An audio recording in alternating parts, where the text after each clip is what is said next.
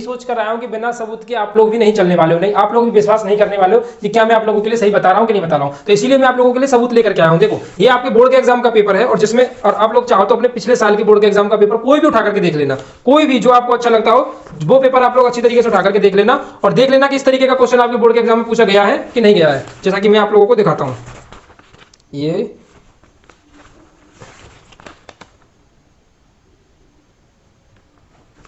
देखो ये question 8 number का क्वेश्चन, देखो मैं आपको पास आके दिखाऊं।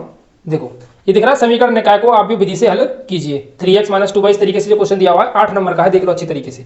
8 नंबर का ये जो क्वेश्चन है आप भी विधि से हल कीजिए। हर बार आपके बोर्ड के एग्जाम में पूछा ही जाएगा और जाता है और जाता रहेगा, यानी हर बार आपके बोर्ड के एग्जाम में आप भी विधि से संबंधित क्वेश्चन आता ही आता है। और अभी भी आप लोग मेरी बात का विश्वास नहीं कर रहे हो या फिर मेरी बात को अच्छे से समझ नहीं रहे हो और वीडियो को देखने का बिल्कुल भी मन नहीं है, वैसे ही वीडियो पर आ गए तो अभी भी टाइम है आपको पॉज करके चले जाओ। क्योंकि अगर आपने थोड़ी सी भी देर के लिए ये वीडियो देख लिया तो आपको इतना इंटरेस्ट आने वाला है और आपके 8 नंबर पक्के हो जाएंगे अगर आपने ये वीडियो पूरा देख लिया। लेकिन आपको तो 8 नंबर फालतू के चाहिए ही नहीं, जबकि 8 नंबर का मतलब है आपकी लगभग 1.5% बढ़ने वाली है। तो आप लोगों को 1.5% की कोई वैल्यू है ही नहीं, समझ रहे हो। तो अगर वीडियो को एंड तक आपने देख लिया तो 8 नंबर आपके ये समझ लीजिए अच्छी तरीके से क्लियर हो जाएंगे। क्योंकि ये आप भी विधि जो मैं आपको बताने जा रहा हूं, ये जो आप भी विधि में आपको बताने जा रहा हूं, ये हर क्वेश्चन पर एक जैसी ही फिट होती है। इसमें कोई अलग सा मेथड नहीं होता कि इसी क्वेश्चन पर लगेगी, अलग किसी क्वेश्चन पर नहीं लगेगी। तो 8 नंबर का ये जो क्वेश्चन है बहुत जानदार और शानदार है, तो समझते हुए सभी लोग चलेंगे, कोई भी इधर उधर बातें और इधर उधर वीडियो को स्किप करके आगे नहीं बढ़ेगा।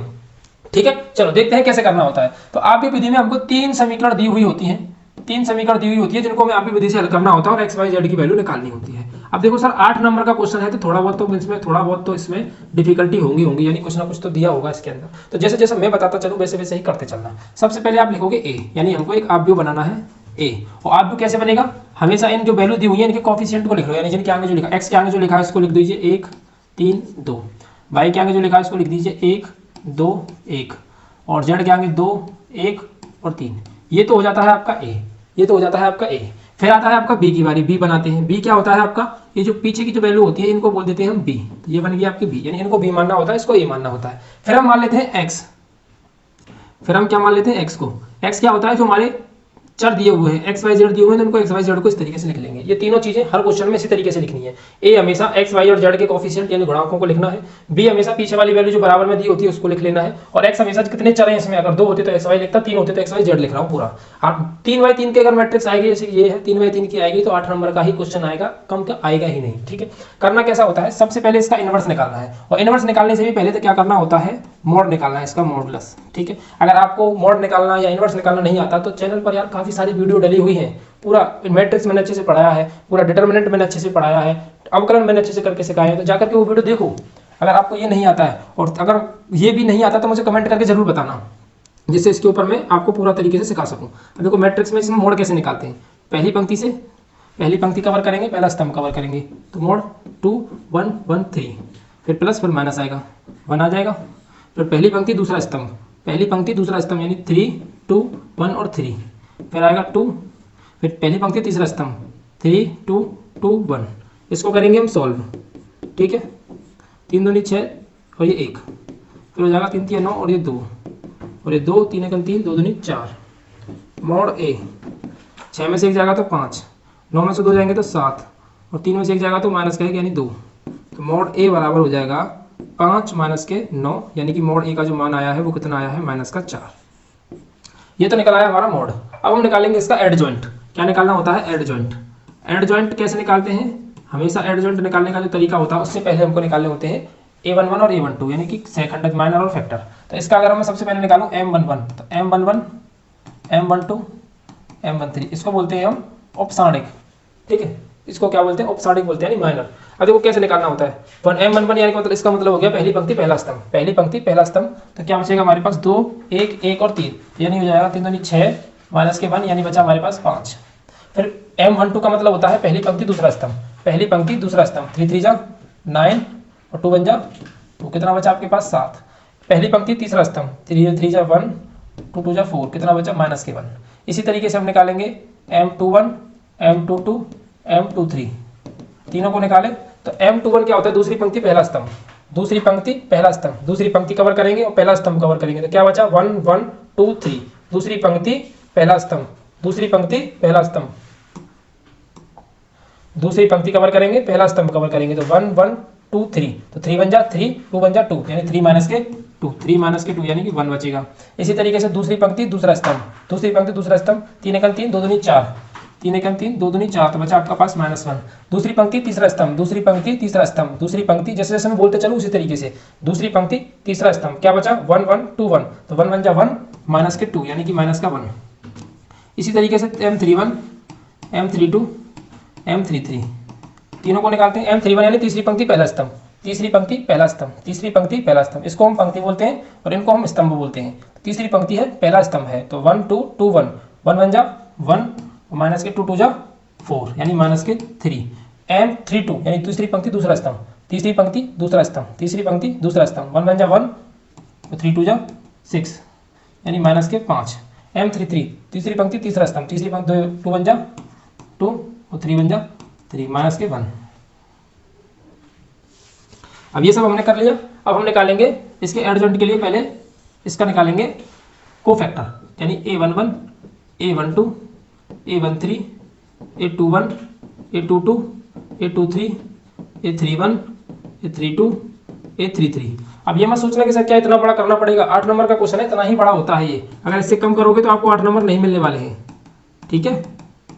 अब देखो A11 की जगह पर हमको वही लिखना है 5 7 -1 1 1 मिनट, और ये हो जाएगा आपका -1 -1 -3 -5 -1, ठीक है। पहला 5 है, दूसरा 7 है, तीसरा -1 है, चौथा 1 है, ये -1 है, ये 2 3 -1 है, 2 2 भी -1 है और 2 1 भी प्लस के 1 है, ठीक है। अब क्या करना होता है, इनके साइन बदलने होते हैं। इनके साइनों को कैसे बदलते हैं, देखो साइन कैसे बदलेंगे, 1 और 1 कितना होगा 2, इनके नीचे वाली वैल्यू को जोड़ के देखेंगे, अगर सम हो रहा है तो साइन जैसा है वैसा ही छोड़ देंगे, अगर विषम हो रहा है जोड़ने पर तो साइन को बदल देंगे। जैसे 1 और 1 2 है, प्लस का साइन 1 और 1 2 है यानी कि सम संख्या है तो प्लस का छोड़ देंगे। 2 और 1 कितना हो गया 3 यानी विषम संख्या है तो चिन्ह बदल देंगे, माइनस कर देंगे। सम संख्या यही छोड़ देंगे, विषम संख्या बन रही है तो चिन्ह बदल देंगे। सम संख्या यही छोड़ देंगे, विषम संख्या है तो चिन्ह बदल देंगे, प्लस का कर देंगे। सम संख्या है यही छोड़ देंगे, विषम संख्या है चिन्ह बदल देंगे, इस तरीके से। अब ये निकला है हमारा क्या, कोफैक्टर। तो अब हमको निकालना क्या है, एडजॉइंट। तो एडजॉइंट कैसे निकालोगे, इनको लाइन बाय लाइन लिख दीजिए। 5 -7 माइनस का 1, फिर माइनस का 1 माइनस का 1 और 1, फिर माइनस का 3 5 और माइनस का 1। इसको बोलते हैं हम एडजॉइंट, इसको क्या बोल देते हैं, एडजॉइंट। अब एडजॉइंट निकल आया तो हम क्या निकालेंगे, ए इनवर्स, क्योंकि सभी कहानी हमारी ए इनवर्स से शुरू होती है। एडजॉइंट अपॉन में मॉड ए। तो सबसे पहले ए इनवर्स को लिखो, ए इनवर्स सॉरी एडजॉइंट को लिखो। एडजॉइंट क्या है हमारा, 5 -7 -1 5 5 -7 -1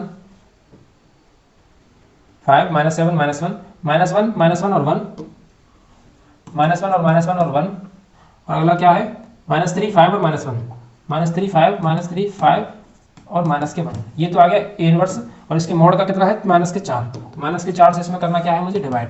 तो -4 से तो डिवाइड कर नहीं पाएंगे हम, क्योंकि वैल्यूज अलग अलग हैं, क्योंकि ऑड इवन वैल्यूज हैं।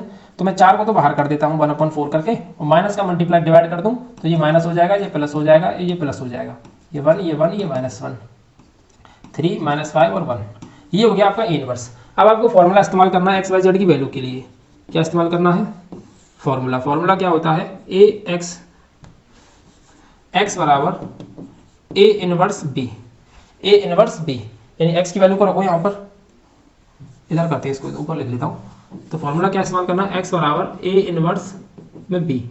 एक्स वाई जेड हो गई ए इनवर्स बाकी वैल्यू, और ए इनवर्स की वैल्यू हो जाएगी ये वाली, माइनस के 5 माइनस के 7 और 1 1 1 माइनस के 1 3 -5 1।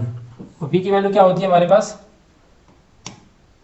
बी की वैल्यू है हमारे पास 1 7 2। बी की वैल्यू रखेंगे 1 7 और 2। अब इन दोनों को करेंगे मल्टीप्लाई, एक्स वाई जेड, -5 का 1 में करेंगे तो -5, 1 का 7 में करेंगे तो 7, 3 का 2 में करेंगे तो 6, 7 का 1 में करेंगे तो 7 आ जाएगा, 1 का 7 में करेंगे तो 7 आ जाएगा, -5 का 2 में करेंगे तो -10 आ जाएगा, 1 का 1 में करेंगे तो 1 आ जाएगा, -7 आ जाएगा, प्लस के 2 आ जाएगा। ठीक है, एक्स वाई और जेड। ठीक है मेरे भाई, अब क्या करोगे, 7 और 6 कितने होते हैं हमारे 15, 7 और 6 15, 15 में से 5 गया तो बचेगा आपका 10, 7 और 7 14, 14 में से 10 गया तो बचेगा कितना, 14 में से 10 गया तो 4 बचेगा, 2 और 1 3, 3 में से 7 गया तो कितना बचेगा, -4 बचेगा। और ये 2, 6 और 2 8 बचना चाहिए शायद मेरे हिसाब से। 6 में से 5 गया तो हाँ ये कितना बचेगा जी 8 बचेगा। ये कितना होगा 8। ठीक है, अब 4 का कर देना है डिवाइड, एक्स वाई और जेड। तो 4 का डिवाइड करोगे ये हो जाएगा 4 दूनी 8, 4 एकम 4 और माइनस के 1। अब हम कंपैरिजन कराएंगे तो एक्स की वैल्यू ये हो जाएगी, वाई की वैल्यू ये हो जाएगी, जेड की वैल्यू ये हो जाएगी। यानी एक्स बराबर हो गया आपका 2, वाई बराबर हो गया 1 और जेड बराबर हो गया माइनस का 1। ये आपका एकदम करेक्ट आंसर होंगे, एक्स बराबर 2, वाई बराबर 1, जेड बराबर माइनस 1। तब जाके आपके 8 मार्क्स पूरे होंगे। और जिस भी बच्चे ने ये पूरा वीडियो देखा है मैं उम्मीद करूंगा उसको अच्छी तरीके से एकदम 101% पूरा तरीके से क्लियर हो जाएगा, कोई दिक्कत नहीं आ रही होगी उसको। अगर दिक्कत आती है तो उससे मेरी रिक्वेस्ट ये है कि वीडियो को एक बार और दोबारा देख ले मेरे भाई, 101% क्लियर हो जाएगा। क्योंकि मैंने इतनी आसानी तरीके से बताया है कि मैं जितने ऑफलाइन बच्चों को पढ़ाता हूँ उनमें इतनी आसान तरीके से, जिसमें मैंने इतना आराम से मैंने किसी को नहीं बताया जितना मैंने आप लोगों को एक्सप्लेन किया हूं। दोबारा वीडियो देखना, अच्छी तरीके से क्लियर हो जाएगा। वीडियो पसंद आए तो वीडियो को लाइक जरूर कर देना और शेयर कर देना और सब्सक्राइब करना मत भूलना।